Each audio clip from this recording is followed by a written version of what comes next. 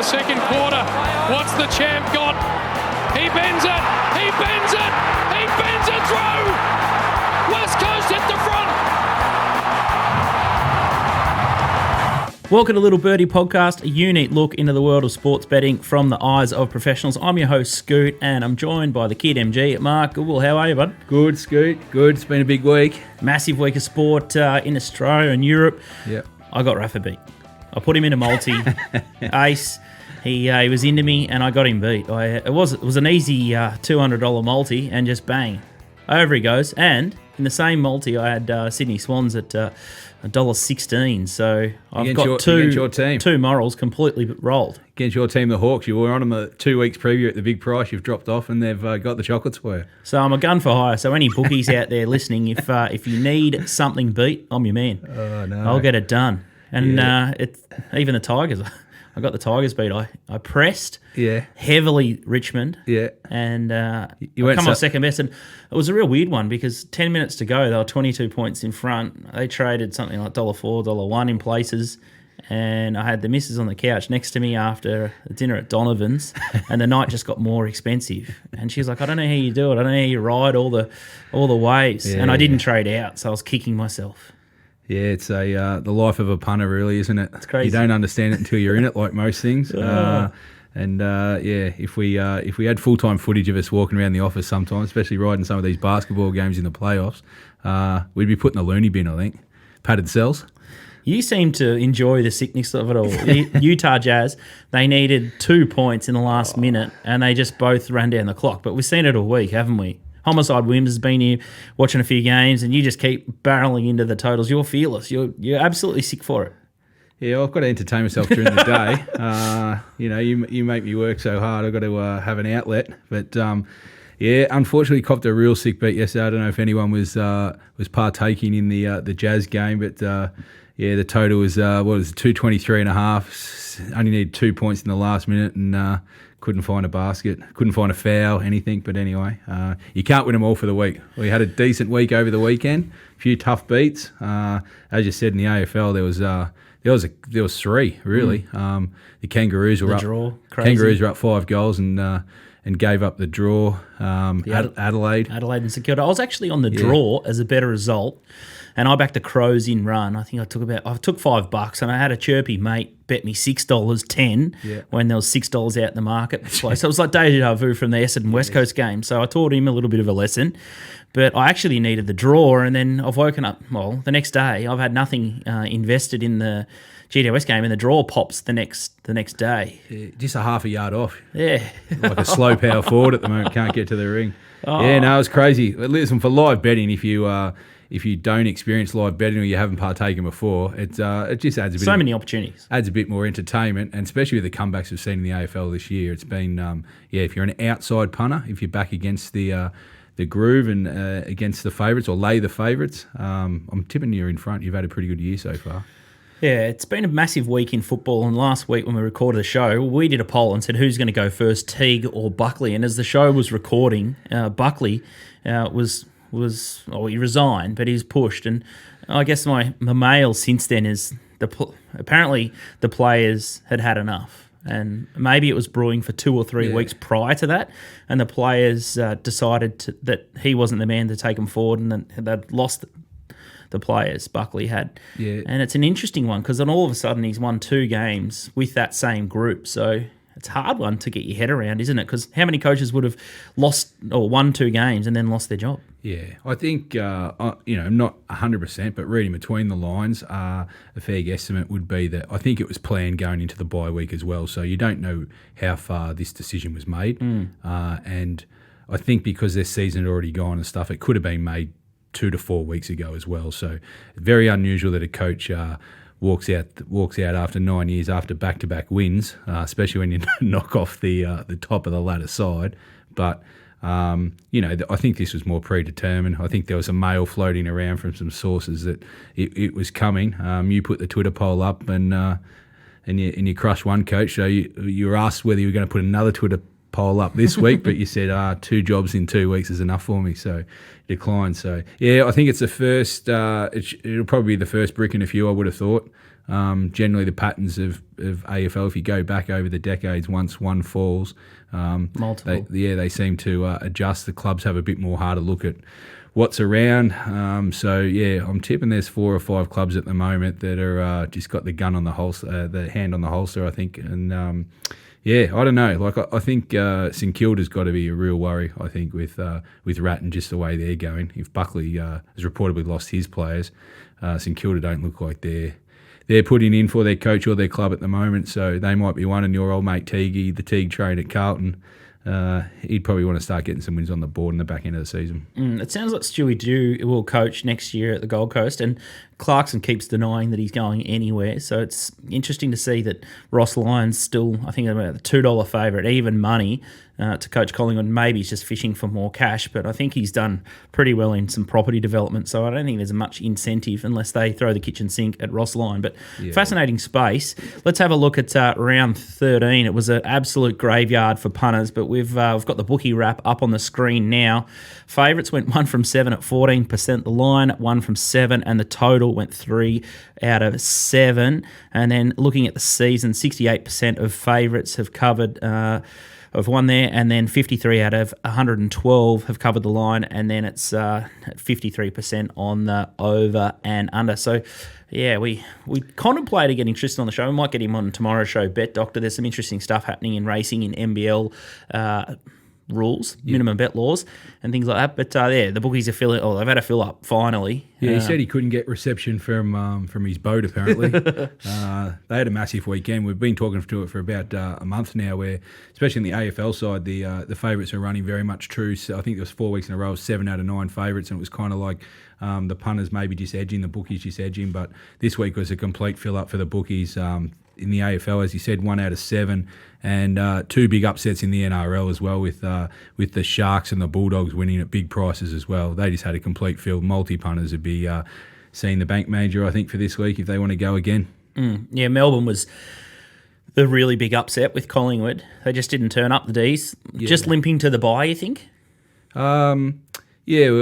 Listen, they were disappointing. They were actually, they were awful for a premiership favourite. They were awful. Yeah, they didn't. Whether they didn't show up mentally, as we kind of hinted the week before, that their only concern, I thought, in the game was not so much the Buckley send off, was the coming off 2 weeks in a row where they were up against the top 2 sides, which they dusted. It's amazing how many sides, just that couple of percent off, at whatever you want to measure it, whether it's 1% or 5% off, and you can get dusted. They got brought down to Collingwood's level. And you always had the feel when you were watching the game, just from a winning point of view, that you thought that Melbourne would just find that gear to get over the line.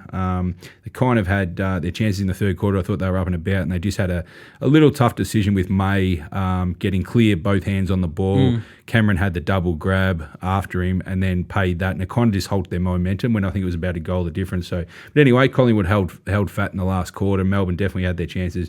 Very disappointing. Whether it comes back to hurt them later on in the year in terms of having top spot, or just a mental scar going forward, it's yet to be determined. But they wouldn't enjoy the bye as much as they would have had with the win.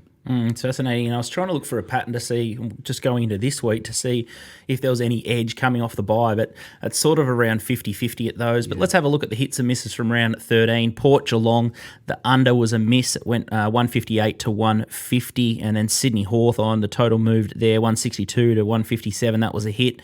Gold Coast were absolutely off the map, 13.5 to pick, and that was a miss. That had the freshen up, so it didn't suit those guys. Freo were too good. Off that wet deck versus the Bulldogs, so that was interesting. St Kilda, Adelaide, the under, 169 to 159 was a hit, and then the Kangas, GWS, 159 to 163. So the totals, as you played them, you also had a good result there. But yeah, definitely some funny results last week, and it'll be interesting to see. It's a tricky game, or tricky round of AFL this week.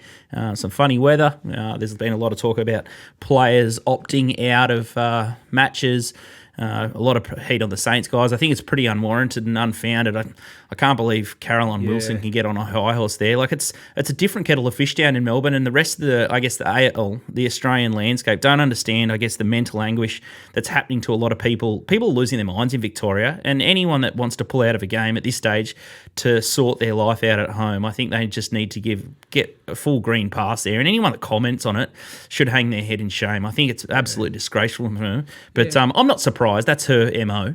Yeah, there's plenty to talk about in footy at the moment. There's a lot going right and wrong with the game, and also the landscape with COVID. And I'm surprised Caroline Wilson, actually wants to talk about stories like that. Disgusting. I just think it's not necessary. It didn't need to be brought up. And I'm sure she doesn't know the ins and outs. Unless you live with people or you're living in their shoes, you can't be guaranteed. And to come out and call out a couple of people who have got one on the way and have just got twins, I think it's just poor call. It didn't need to be made, and I'm surprised they actually let it go to air, to be fair, because the response has been a bit savage from many, and I'm not sure why she would have done it and what other result she would have expected from it. So, yeah, very disappointing. I just think you've got to leave the personal lives out of the footballs as much as possible. It brings us on to our sting in the tail, and it's the COVID crisis that we're in. Well, are we in a COVID crisis? There's 50 cases at the moment in Victoria, and we still can't get any crowds to the football. It's just absolutely disgraceful. I'm an MCC member, and I don't care that that I'm just handing over cash and can't go, and if it's for the betterment of everyone, no worries. But for a game like Geelong and Western Bulldogs to have no crowd where there's no COVID 100 Ks away, it's just absolutely ridiculous. And when are we going to snap ourselves out of it? The clubs are being decimated with support staff. It just can't roll on forever, this shit. Yeah, I know. Yeah, I mean, we're obviously a sports show. We're talking about the AFL, so I know there's a lot of things going on in life as well. But, this is a big part of a lot of people's life, and when they want to, tap into the ethos of mental health and getting people out of their houses and getting back to normality, sport plays a big part of it. And it's not just about football, and I know there's bigger things at play all the time, but, not to be able to have a crowd in Geelong where COVID's been non-existent is a bit strange, I would have thought. But, I mean, the governance of the AFL at the moment, I mean, obviously they're, very much guided by the government, and that therein lies the issues. Because the AFL would definitely want crowds back, because the amount of money they're leaking in the clubs would be horrendous on a weekly basis. I'm sure they're championing the cause, but the government, listen, they haven't known their left and right hand for, the 18 months that we've been going on. They still can't get it right. They are a rabble. Yeah. So the only way to move forward, I think, in this case is probably a quick election, I think. I'm not politically minded. I don't think you are as well. It's more the concept of what, is going on and hurting people at large. And football is a small part of it. We want back to normality. I'd love to go back to the races as well. We can't even get essential staff on for our business onto the races, which obviously hurts us. So we're affected as well. But, we're keen golfers. We haven't been able to get on the golf course. Now, if you can't play golf where you're not amongst anyone, or surfing, they go down the beach, all this kind of stuff. A lot of it doesn't make sense. The crowds at the football, I think it's very disappointing Geelong this week. They can't see a good game as well. It's absolutely mental that the Geelong players had to spend 5 and 6 hours at the cricket nets and sleep under a table before their Adelaide game after getting a private charter plane. It's just ridiculous. How hard is it to organise? Oh, God, it just doesn't make any sense. And now, something else that is a big topic at the moment is all this talk about Mackay up in Adelaide and the Saints hitting the collision. It's sort of been done to death through AFL media, but we'll skim through it quickly. It's been a funny one with Robbo on 360, and you made me watch it again. I hate the show, but Robbo's gone from one night saying, it's got to be outlawed, and then Treloar come on last night and basically said that, it's drilled and it's instilled into young players, which it was for me and probably you when you played, that you have to protect yourself or you're going to come off second best. These accidents happen, and we spoke about yesterday in the office. Hurd accidentally fell into McVeigh's knee in 2002, and the fracture was shocking, and these collisions by accident are going to happen. But De Goey's come out, ran off the ball, and hip and shouldered someone, and is only going to get a week, where McKay's looking down the barrel of 3 weeks for going for the ball. Yeah. It's just madness. Yeah. I just don't think you can be, to the expectations of your team, to be hard to the ball, hard at the contest, and then get penalised for it when you do that. You know, I mean, what kind of a sport and a game and the rules to protect that? You know, it's the fabric of the game. People go to the game to see Big marks, great goals, and hard contests. Okay, it's their choice to go and see Aussie rules, and it's the same as the players to play it. And the governance of the game should encompass that. You know, if we wanted to go see, and no disrespect, if we wanted to go see a more non-contact sports like the soccers, like netballs and stuff like that, then the crowds, that's their choice to do, and the players will go and do that. Now, you know, I just think the outcome, you know, players have been getting injured for, what are we, 150, 160 years? You know, and I think the percentages are on the low side. So again, it's a bit like when we talk about COVID, you know, you've got to play the percentages in life. I just think if this sport becomes touch footy, the drop-off's going to be they damage the product, and it's not Aussie rules. Yeah, so I think you know, they're going down a road that they can always turn back. The AFL turn back all the time. You know, the man on the mark can't move. Now he dances around. The umpires just ignore it basically. Yeah. So that rule's obviously gone out the window. Didn't increase scoring. You know, so they'll come up with some strange rules next year as well to try and increase the scoring. Maybe they should just tell the coaches to play like a normal game. You know, we're seeing some 200 points. But on this, I just think that, you know, and it shows in the media, you know, the amount of shows that we watch and the difference of opinion shows how divided it is. And I just find it strange in a game where you've got rules that there can be so much of a variance in how people read the rules, and especially the tribunal. They're a mess. One of the fastest growing sports the last couple of years has been MMA. It's just gone straight past boxing. And we'll talk about briefly, not that we know much about it, but Huni versus Gallen later, well, it's tonight, the big fight there. But I just don't understand. Like, there's going to be contact sports and brutal sports, and people pay big money to watch these MMA fighters. Yeah, and it's their choice to play it. Yeah. At the end of the day, I mean, we went this a couple of weeks ago with the tennis with Naomi Osaka. You know, if you don't want to be there, you don't have to. 100%. You know, I don't see anyone locking you in, no gun to the head or anything like that. You know, unfortunately, some players are more prone to concussions, and that is unlucky for that individual. So don't play. 100%. And so the measures should be put in place to protect the players. That's not what we're talking about. But the contest, you know, and how many contests do we see in a game of football that happen with? It's just the fact that someone gets injured. You know, what if it, you know, I love the point of a few other media outlets or media people that they've made is what happened in that contest if Mackay was the one that actually got the broken jaw and not Clark. What happens then? Yeah. So then does Clark get the suspension? Yeah, it's ridiculous. Just because Mackay runs in and victim of circumstance. Yeah. So, you know, I find it really strange. I can't cop it, really. Well, I think that we'll move along. We're going to preview some of round 14. We'll have a look at round 15, a bit of the Hall of Fame stuff with Nick Tedeschi. We'll talk about Origin. It looks like New South Wales are now very much suited by the changes of pace in that game. I tell you what, lock of the week, MG, I want to sack it. You want to keep running with it, but 0-3. We're all back down to $200 for charity there, which is absolutely sickening. There's been some big bets in the Huni and Gallen fight tonight, so we'll check in with the Top Sport big bets there. But if you're having a bet this weekend, make sure you check out topsport.com.au. They've been in the game for 35 years. The Merlihan family, they're the fairest bookmaker and the biggest betting bookmaker, so make sure you check them out. We'll take a break, and then we'll have a look at round 14 next. Welcome back to Little Birdie Podcast. I'm your host, Scoot. I'm here with the kid, MG, Mark Goodwill, and it's time to talk AFL round 14. The blockbuster this weekend is Geelong versus the Western Bulldogs down at an empty Cattery. Being all Geelong's way at the moment, $1.70 into $1.60. The Western Bulldogs out to $2.35. The line 7.5. A little nibble for the minus there, $1.85 at Top Sport. Bit of weather around MG on this one, and you've got the Bulldogs off the bye and the Cats off a nice little win over at Port off that interrupted preparation where players were seen sleeping under tables and building a little bit of resilience, I'd imagine. Yeah, they'll be right. They're back home now in the Cattery. That won't bother them. It was a great win by Geelong to go through those circumstances. As you said, get the win against Port on their home deck. It was a big win. So now they come home. Sure, they're not going to have the crowd down there by the looks of it, but, geez, they're a hard team to beat down at the Cattery, as you know. And against the Bulldogs, it's no different. They've actually won their 9 straight against the Bulldogs. I know you don't like these kind of stats, but it's a pretty dominant venue, and just mental edge goes to Geelong on this one.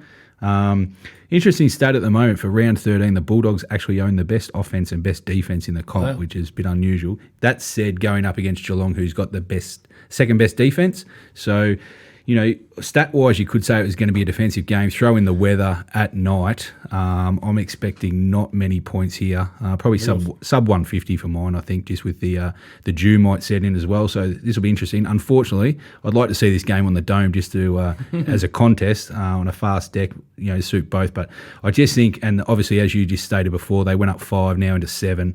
I just think the way you do this rating, the stats, I just don't think they want to pose Geelong at home. So I think the price is about right. There's no play for me in this game. I'm looking forward to watching it, but it'd be a massive win for the Bulldogs to go down there and beat them. So it's only the D's and the Tigers that have beaten Western Bulldogs. And I'd argue that they've only really had 2 really bad quarters in those matches, probably 2 halves of football for the whole year. So they've been super consistent, the Bulldogs. Their midfield's going to run deep.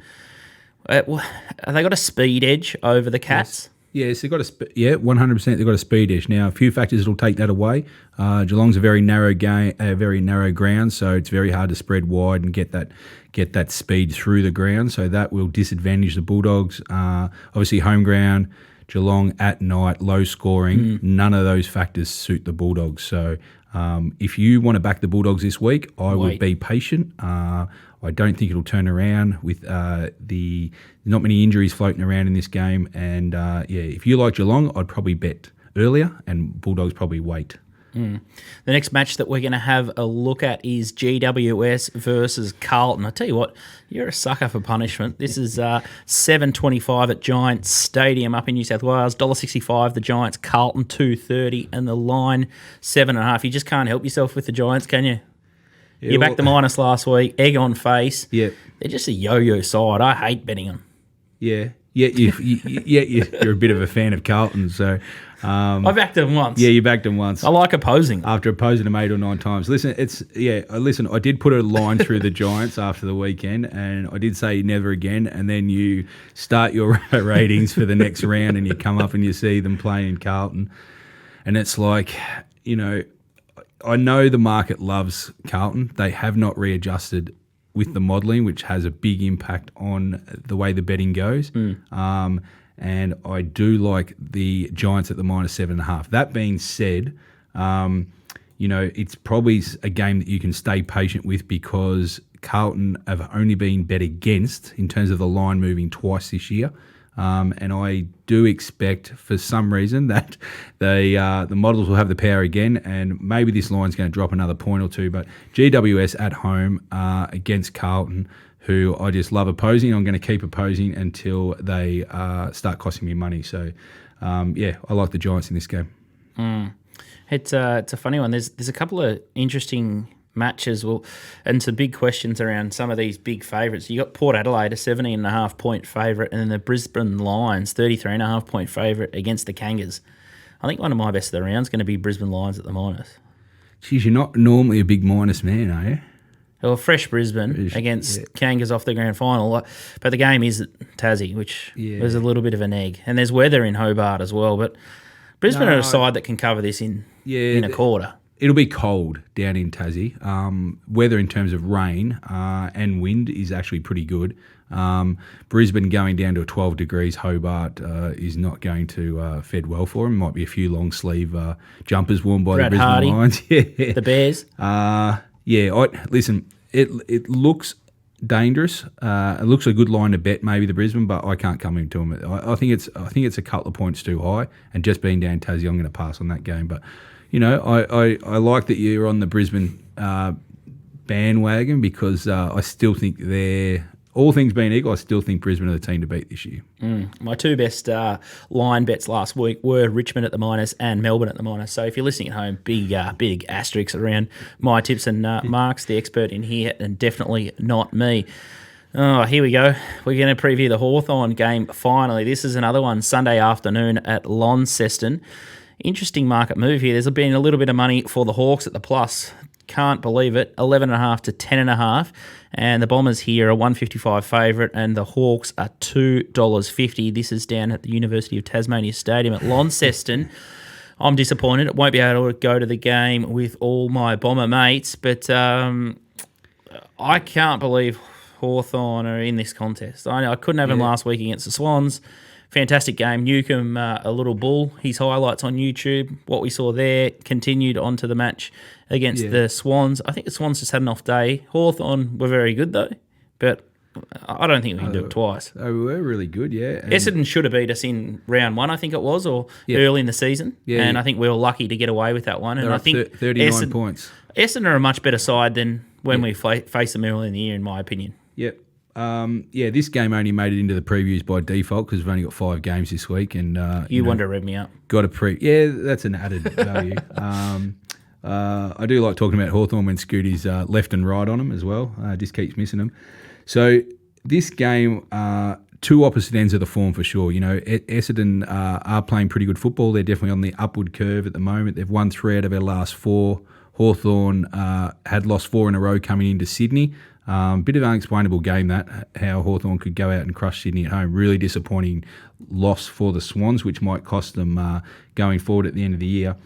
Just be a bit wary launching into Essendon here, Scoot. I know that you're a punter before the heart first, so it'd be interesting to see if you go. I've already taken Essendon minus. You can pull the trigger. Well, I've already taken 10.5. You might have to go again because I just think, again, like we speak about the Giants Carlton, I just think from a betting point of view here, Hawthorn being in Tasmania, I think the money will keep sliding Hawthorn's way. So if you like Hawthorn, I would suggest maybe betting them or putting in your multis early.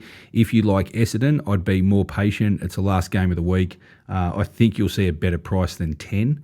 So Scooty might have to double up again, but it is the last game, so he'll be doubling up anyway when he's got plenty of bullets. But I like Essendon in this game. I do think from a rating point of view, they are a better side. They've got more points in them. And as Scooty just said before, whether Hawthorn can back it up or not. And I just think Essendon will be ready to go for this match. They were fierce rivals, definitely, certainly during the 80s and all their games going forward. They have spied in it. They will be burning that they gave up a 39-point lead to go down to Hawthorn round 1. Got long memories football, especially in the same year. They won't be letting this game go again. So I think Essendon's a play, but I think wait. Okay, so definitely backing Geelong early. You're stuck with the Giants, and then you want to back Essendon late for Mark's summary. If you want to check out more of Mark's stuff, make sure you head to Little Birdie Shop, AFL Stings, for about $140. You can jump on board for the rest of the season. He tips in all matches on his tip sheet, and he's even got he pulls all these like goal kickers, and he's got all these stats. So make sure you check him out. It's about 3 or 4 pages each round of his analysis. So definitely check that one out. Let's have a look at the AFL futures, which is a big sweet spot of Mark's, and let's have a look at the premiership betting after the D's loss, but they're still favourites. We're a little bit disappointed in this market, and the top sport boys, it looks like they just cut and paste the odds every week. There's not much movement. D's are $5. Brisbane Lions $5.50. The Cats are back into $5.50. Western Bulldogs $5.50. Richmond $6. I'm getting bored reading them. $8.50. The Port Adelaide Power. West Coast Eagles $15, and the Swans $34. Not much change there. They're basically saying that whoever turns up on the day, throw the balls up in the air, and that's going to be your premiership winner. Well, I just think with the market, Melbourne, I just think it's a trust factor more than anything. They've got a nice little lead on top at the moment. Obviously, for top 4 teams, it makes a big deal of difference. The thing that you've got with the X factor in this thing is just with the COVID landscape, like last year, we don't know where the finals or even the grand final may or may not be played. And if it ends up in a place like Brisbane or more likely Perth and West Coast slot in or something like that, or Brisbane, then obviously it goes, there can be advantage, or even Port Adelaide and Adelaide. So it's a bit hard to invest with confidence at the moment. If I was starting a fresh book, I'm still more than happy on the Brisbane ticket. I wouldn't be dropping off the Bulldogs. If you like Geelong, obviously that's a big outcome game this week with those two playing each other. I just think Brisbane are tracking. I really like their draw on the back end. I think they'll probably win at least another 8, which will put them to 16. If I'm picking one in the ruck right at the top, I'm still sticking with Brisbane. If you haven't invested, that would be the way to go. And I think the value team's still West Coast. Now, I know they still can't play away from home, and that's a big issue. But just to see them play on the weekend to come back against Richmond, I know being at home, that was one hell of a win. And to think they did that without these four players prime movers coming back. They've both got Shuey and Kelly to come back in the next couple of weeks. McGovern's their All-Australian centre-half back to come back in. This side could make a run on the back half. If they get COVID. There's an asterisk. They need the they need the finals, and then they need the grand final at Optus Stadium. They cannot possibly win it in Melbourne. They are gutless on the road. That's true. Pathetic that's on the road. And that's part of the reason why they are $15. But I'm just talking from a value point of view. For a team that there's a little edge there. Will pretty much make the finals. And if there's a question mark over Richmond, there's a question mark over Melbourne. And you've been potting Geelong since day one. I've been potting Richmond since day one. Then start for the last 6 weeks. Well, you can cut the fat away all of a sudden. So you got to pick. There's got to be a team that win it. So I just think West Coast maybe just if you're betting this week and you haven't got something in the book, I'd be betting something like 3 units Brisbane, 1 unit West Coast, and start developing your book around there. All right, so Mark, banking on a little bit of COVID. I still think the Western Bulldogs, the D's, and Brisbane are the three sides to beat. And I think they're just panels ahead, despite a little bit of a whoopsie from the D's on the weekend. Let's talk about the Brownlow. We obviously missed the buy, hold, sell last week. Let's have a look at the Brownlow market, courtesy of topspot.com.au. Bontempelli, 380. Clayton Oliver, I thought he was pretty good on the weekend without getting a lot of the ball. 450. Petrarca, 625. Dustin Martin, wheels have fallen off him. Could have won the game last week, but couldn't lower the eyes. 850. My man Darcy Parish, $9. Jackson McRae, $9.50. Ollie Wines, $12. Hugh McCluggage, $14. Walsh seems bulk unders still at $14. Guthrie, $16. Boak, $16. And Maxi Gawn, $21. Marcos, where are we betting if we haven't had a bet yet? I can't believe he's your man, Parish. You didn't know his number 4 weeks ago. He was in my All-Australian team starting. He was starting. Is Goodwin still the coach of your All-Australian team? Or has he got the chop after last week? He might be assistant coach the way he's going. He should have a long, hard think about it over the bye as well. That was a poor coaching performance by Goodwin. He's got a lot of work to do to make the All-Australian coach for mine now. Listen, the Brownlow was pretty quiet week actually with the week just gone. There wasn't a few of the leaders other than obviously Melbourne playing. They got beat, so I don't think a lot's changed actually. So from a couple of weeks ago, we're still happy with the top 3 in the market. If you're betting, and the ones we're laying are still the same. I think Martin, Walsh, Fife at 21. I'm not sure the bookies just forgot that he's actually injured and actually can't physically win the Brownlow. Another player I think on the short end who's a great piler in a good side is Boak. I just think the way he's piling at the moment. I think Wines is dominating Boak in the Port area. So they're the ones I'd be laying in the moment in the Brownlow, and stick fat if you've traded well in the top 3. So not much change there. There's not much change. Oh, there's a little bit of pack forming behind Harry Mackay. He tops the Coleman medal betting at $2.20. Jack Rewalt $6. Tex Walker out the gate at $6. We've been laying him. We love Tex, but we love to lay him also. Jack Darling. A bit of Tarzan Jane there, $9. Aaron Norton, my man. Mark can't find a spot for him despite clunking nearly every mark inside 450. He'll probably kick too many points, though, to win this medal, $12. Jeremy Cameron looks dangerous at $12. Tomahawk, $13. And Josh J. Kennedy, $15. Especially after his little sealer after the siren. Any play here? I just think it's just lay the favourite? Yeah, I think it's going to plan. I don't think too much has changed. The big boys are starting to find a gear. I just think Harry Mackay's had his ups and downs. He's got a shoulder injury. He's been off once or twice. He still holds a slender lead, but $2.20 is a ridiculous price still for me. It's a free lay. Someone will get him.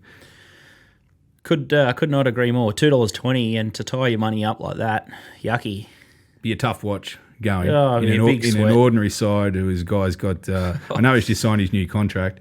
He seems to just get hurt every week. So not sure if it's incentive based, but $2.20 is ridiculous. There's so much better prices around in a lot of better markets than investing your money in the $2.20 Mackay for the Coleman. All right, that's a wrap from us in AFL chat, and we're just going to take a quick break, but make sure you support one of our sponsors, puntingform.com.au. They've enhanced their new database. They've got barriers and lane data now and jockey and trainer stats, so make sure you check out the Pro Form subscriptions on puntingform.com.au, and Sugar Shane Baker will take you through a private tutorial if it all looks too tricky for you. So make sure you contact puntingform.com.au today. We're going to take a little bit of a break, and it's time to talk Rugby League and Hall of Fame with our favourite top rope Tedeschi, who's been playing in the snow up at Orange. Welcome back to Little Birdie Podcast. I'm your host, Scoot. I've got MG here. We've just done the AFL segment, and now it's time to talk Rugby League and Hall of Fame with our favourite top rope Tedeschi. How are you, big fella? I am good. I'm up and about. It was a disastrous start to last weekend. We fought our way out of trouble, so up and about. Mate, it's good to see you finally remove the I Love PVL shirt from the back of your door, and it looks like he's lost the fight there. The Kevin Proctor hit, it was the turning point. No sin bin. The crackdown, you called it. It'll only last a couple of weeks, and you're absolutely right. Yeah, it's classic NRL leadership, that one. Been very disappointing, actually. So, look, PVL's not out, but we're just going to just cool things off a little bit. Hopefully, we'll see the crackdown kind of come back this weekend, because Proctor had to be sibbed in at the very least. That was disgraceful, and followed up with the pretty unjustified send-off of Kobe Hetherington. It was another bad weekend for the referee. And what about NRL 180? Now they're up in arms about staging. So what is it that they want? They want rugby league to be rugby league, Scooty. That's all they want. They want hard men playing, and hard men playing fair. That's what rugby league was built on. We're going to stick with that. So, there's way too much carry on. We don't want our game to become something like soccer or AFL, where there's a lot of carry on, and these are tough men. They need to be behaving like that. So I hope PVL puts another rule in to overlay this other set of rules. It'll further penalise staging and create the need for another set of rules. Well, then you would be creeping into AFL territory. And what was a clown show was the Origin. New South Wales, the new rules. It looks like a clean sweep or a whitewash upcoming. The game's past Queensland. They're just not suited to these new rules, are they? Definitely not as suited as New South Wales, but I will say this. I wouldn't rule out a Queensland bounce back in game 2. They had a lot go against them there. They were missing Josh Papali'i, Christian Welsh went off early in the game. They made some pretty poor selection decisions. Brimst off the bench was an epic fail. Not sure that Holmes at fullback was the right call either. I think there'll be a bit of fresh blood in this side. I wouldn't rule them out completely for game 2. I wouldn't be having my last on the sweep, that's for sure. 4.5 to 7.5. The market. Exactly. Mark, was there anything that you saw about Queensland that you liked? No. I'm saying it's a whitewash. No, I'm not. 13 plus jobbies again. Yeah, but I'm not going to overrule top rope there and say I'm jumping in the 7.5. But what do you think of the total early top rope? 44.5. Is that too low? Or I think you were keen on the under first up, were you? Do you think it'll change now? Cause... I would probably lean towards the under again. I kind of felt like, even though I got to 56 in the end, they got there pretty easily. It did feel a bit.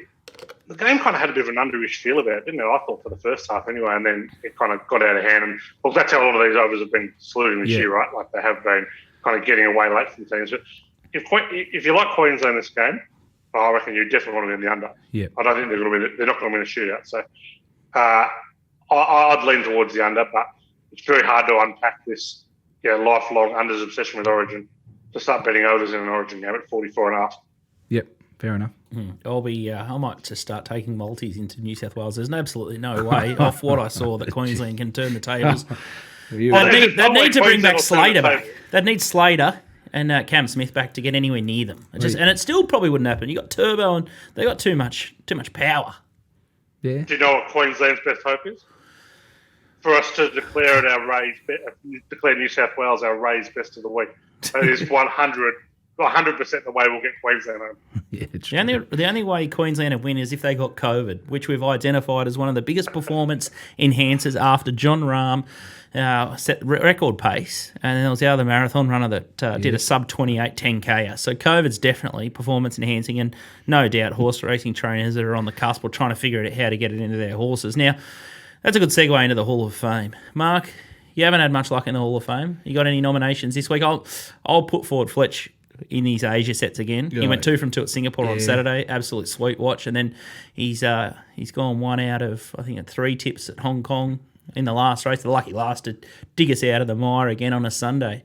He is in scintillating form, the Fletcher Fires Asia. If you want it, bet and forget Fletch. I think Fletch has been in there once or twice, so he can't go in again. Not bet and forget, bet and cheer. If you're going to have a bet, you got to be in the cheer, not this bet and forget. But get around the Fletch Files. The Asian set's been unbelievable, and if you're a keen bettor on a Wednesday night or even a Sunday fill up after your weekend's work done, there's no better cheers to go. But listen, on the sport this week, it was a bit quiet for me. Top rope, I'm a bit flat. You let me have 1 in for the year, and I think that's all you said I'll get in. So I hard to get motivated for this segment of yours when I keep running third. The only one I could come up with is Djokovic in the French Open. To knock off Nadal. He had concrete boots on because Scooty declared him. Said, "How can I stop a bloke who's 104-2 or something?" To knock him off 3-1 in the semi-final and then come back from 2 sets to love down in the final to win in 5 was a fair effort. Now he moves to within 1 slam of Federer and Nadal, so he would be my only one that I've found in the last week. Question for Top Rope. Do you reckon he knows about in-play, our man? Who? Top rope or Djokovic? The Joker. The Joker. Oh, he knows all about in-play. Yeah, he comes from every tennis player knows every rule ever staged. Would the Russian mafia have a hold of him or what? Oh, don't worry about the Russian mafia. He comes from the country that sets him up himself. Nikolai. Jeez. You're thinking about Davydenko. Davydenko, that's exactly what. You know me well, Stu. You know me well. I didn't even get that sentence out. Yeah, there's been a few. The Argentinians weren't bad in the 90s through the 2000s as well with Courier and Albania. You would have seen it all at Pinnacle. Yeah, I could write a book. Wouldn't live to tell the story though, unfortunately, for those countries. But no, that was superb. Anyway, so I know it won't get in, but there's my 2 cents worth. I'm going to tip in Djokovic. Who you got? It won't get in, but geez, all of a sudden I want to put Nikolai Davydenko in. Retrospective edition. No, I'm going to go with the new superstar of world golf, Garrick Higo. This bloke he won 3 European. He won his first 3 European Tour tournaments. His first 27 starts, pretty remarkable.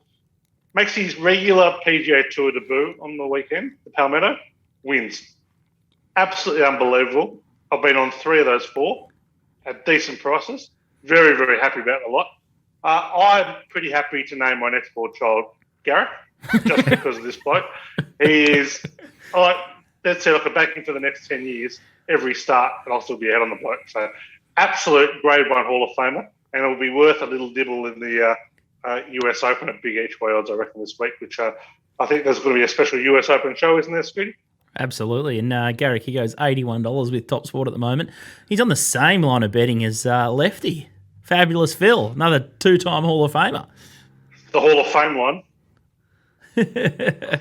It's amazing. It's a big price there. But South African golfer Garrick Higo is a great entry into the Hall of Fame. We're going to take a little bit of a break. Make sure you check out Top Sport. They're betting the biggest limits on the US Open Golf. So if you want to get set for a big amount, make sure you check them out. We'll take a break and we'll come back with all the round 15 action from the NRL this week. Welcome back to the Little Birdie Podcast. I'm your host, Scoot, with MG in studio, and we've got Top Rope Tedeschi to talk rugby league, and it's round 15, and we're going to go to the Thursday night fixture. It's the Broncos hosting my side, the Rabbitohs, $1.14, the Bunnies, $5.75, and the line's already been on the move. They're 16.5 to 17.5, the Bunnies, and the total's 50.5. Top Rope, take us away. Yeah, good bets on the minus and the over here. Broncos are horrendous. They are. This is typically not a bad spot where they can kind of bounce back. They kind of 8 or 12 of a double-digit loss, but they're pretty bad as a bad underdog. Happy to stick with their top 6, the bottom 6 from last year, 2011 against the spread. South ran away early in the year, 35-6. Yeah, Cook back, their attack should click a bit more than when Benji was playing hooker.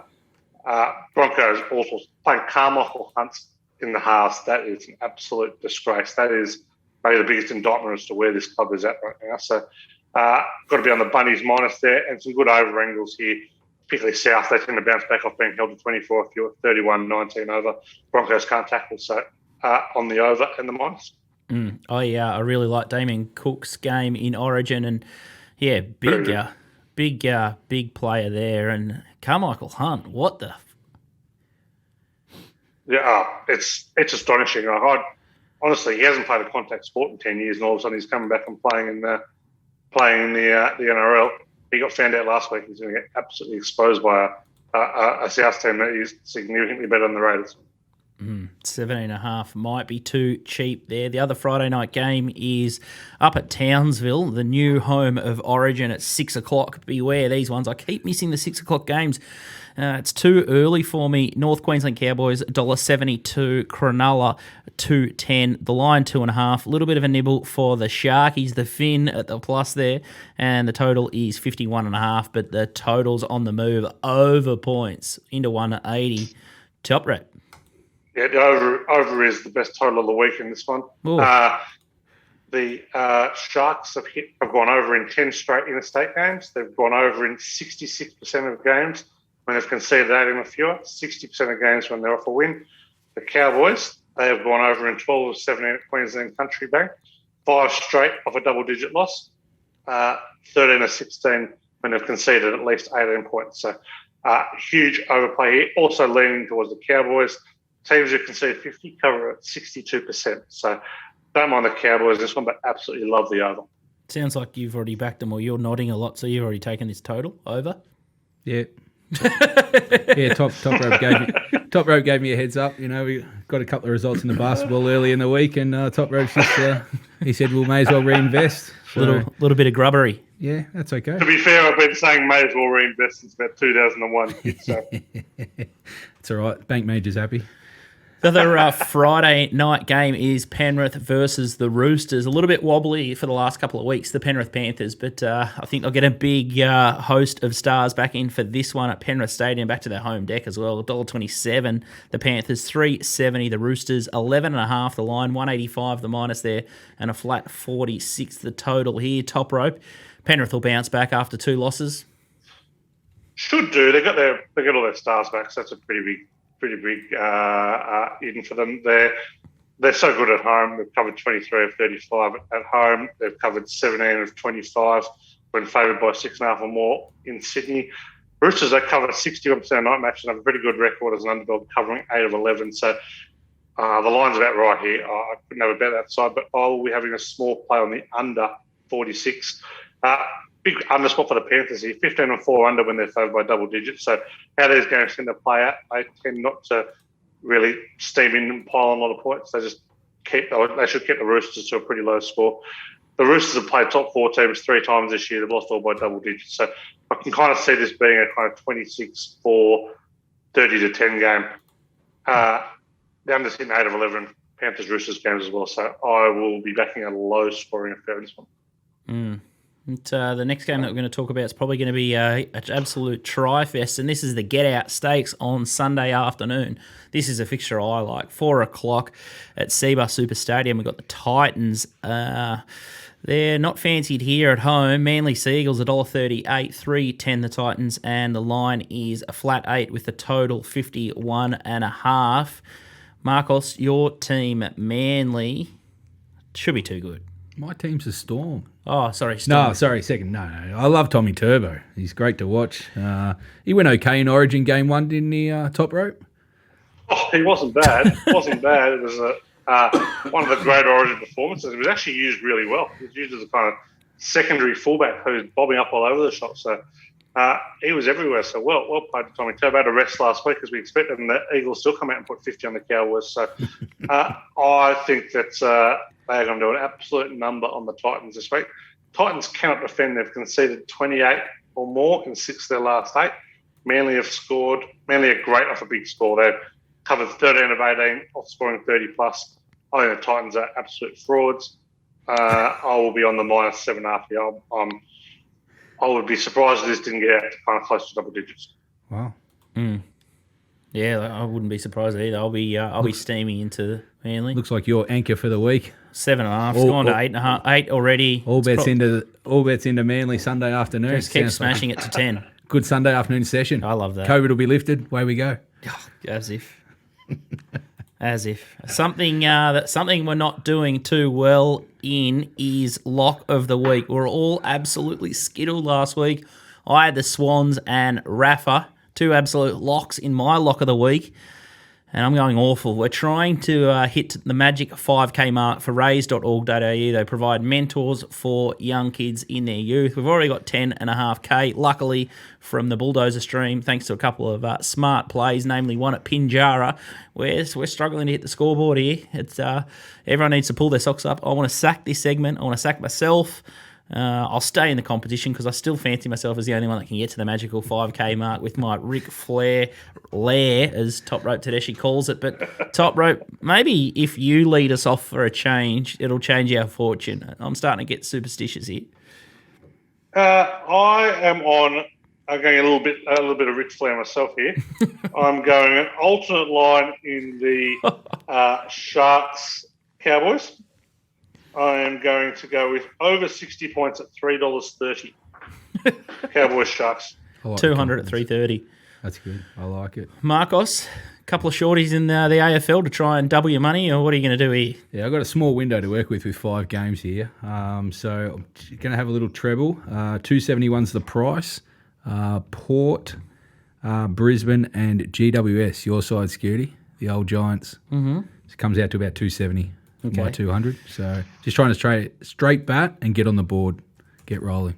All right, I'm going to play to my strength and go away from AFL and NRL. Oh, hang on. A little bit, but it's still going to be sport because it's a sport show. Oh, no. I'm going to take perennial bridesmaid Xander Schauffele to run top 5 at the US Open on one of his home decks at Torrey Pines. Like it. 200 at 450. Xander to go top 5 at the US Open at Torrey Pines. That's a gift. Yeah, we were looking at his record, weren't we? He goes enormous. Enormous US Open. I like it, Scooty. The Top Rope's going to be angry because he's a big anti-Xander man. No, I mean, I don't mind. You're not tipping him to win. He's a good chance to top 5. He comes up very well in the models, but, to win, you can leave me out of that. But top 5, fair play. Well played. I've never backed him before. And this is everyone back. Oh, yeah, Xander. The Jew factor. No, if everyone's off, now I'm on. Okay. That's his home deck. It's him and Phil's backyard. I'd love Phil to win. They're San Diego lads. It'd be great to see Mickelson at 81. Yeah. Do you know why I can tell you've never backed Xander before, Scooty? Because your enthusiasm in backing Xander this time. If you've ever backed Xander before and seen him in the death, you come out a different human. You're jaded, you're cynical. So we'll see you next week and see what the Xander love's like. Yeah, I could be absolutely fetal by that stage, but $21 for the tournament and $4.50 to run top 5. I'll be investing for sure. Let's have a quick look at the Paul Gallen and Justice Huni fight. Interesting market move here. I had a look at the prices last night. $6.50 into $4.30. Big gal. And Justice Huni has been $1.12 out to $1.22 overnight. He might have colic, or big gal, he could have COVID. Top Rope. Any lean here? You're a punter. I know you're not a boxing man. There's been some good judges talking up Gal's chances in this one, to be honest. He's still got a pretty big game himself, so I'd rather be on the 4.30 there than the $1.22, that's for sure. It's one of these real weird populist type of markets. Mark and I were speaking about it last week when McGregor fought Mayweather. Yep. The Vegas guys couldn't pay, and he was like $6.50 into about $5 or $4.50 from memory, and then Logan Paul was awfully short against Mayweather as well. But the popular punters want to take the outsider, and the bookies just can't afford to stand them for that amount of money. Yeah, if you like Huni, he's a big price. Big price. Yeah, I mean, we don't know much about it, but this guy's going to the Olympics. He's a proper boxer. He's got a big jaw, and And yeah, I mean, Gallen's fought well, but he's coming from NRL across to boxing. This guy is a pure boxer. He's a big man. And yeah, I'm not a better in the boxing. It's a bit of theatre for me, but yeah, he might get out to a bit bigger, as you said, because I think they'll get around Gallen. I think Gallen might get into more $4 and it might be 125 plus on the other guy. The Top Sport have laid a couple of big bets on Huni at the moment, 15K at $1.15 and then 20,000 at $1.19. So I'm tipping those punters, if they're that confident, they may reload at the 122 and, as you say, could jump $1.25, which could be exceptional value. You don't get these opportunities often, but fascinating to see. I've got no idea, but we thought we'd cover the fight anyway. That's a wrap from us. Make sure you check out our standalone US Open golf show. Last major, Big Daddy Fraser, 50-1, he tipped Brooks Koepka up at, so he knows what he's doing. You can also get his sets. Nick Tedeschi is an absolute golf tragic. You've just heard Garrick Higo. He bets so much women's golf, it absolutely makes me sick. He's just got action everywhere, our man Top Rope Tedeschi. It's why he's part of Little Birdie team. He's an absolute sicko. And Mike Dogger Caridi, the way he speaks about courses, the wind, he knows the PGA Championship inside out. So it's going to be a great show there. Make sure you're betting with Top Sport this weekend and supportpuntingforhim.com.au, our sponsors. And that's a bit of a wrap from us. But thanks for joining us. Thanks Top Rope. Pleasure. Good luck, punters. See you, Marcos.